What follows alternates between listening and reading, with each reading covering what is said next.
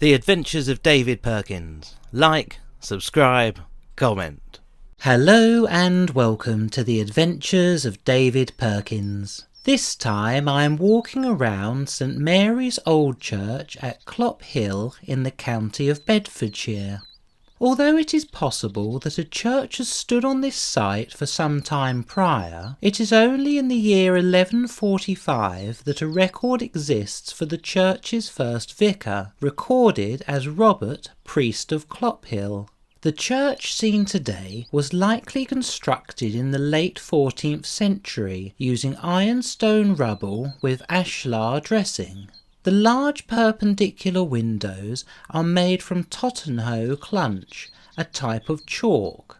They were added in the mid-15th century along with the buttresses to the walls. As the local population increased in the succeeding centuries, the interior of the church underwent renovations, with the addition of a mezzanine gallery and then a further gallery being added above that in the year 1814.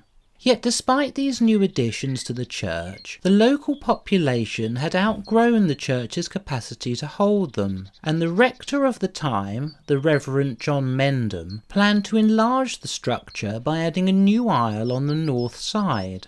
However, in 1848 it was decided that rather than expanding the existing church, it would be better to build a new church in Clophill village proper. The determining factor came when the Lord Lieutenant of Bedfordshire, Thomas Philip de Grey, the second Earl de Grey, promised the stone and £200 beside for the church's new construction. In the process, some decorative features from the old church, such as the three church bells, the font and the lich gate, were removed and incorporated into the new church. Indeed, some of the carved beam timbers from the old church now form part of St Albans Chapel in the south aisle of the new church. The old church then had its chancel and porch dismantled and the arches were filled in. The next century saw the church repurposed as a mortuary chapel and burial ground. Disappointingly, in 1956 the lead was stolen from the roof and the church began to fall into disrepair. The church was then officially declared redundant in 1972, and by 1976 a large amount of the stonework had been stolen and the site had become overgrown.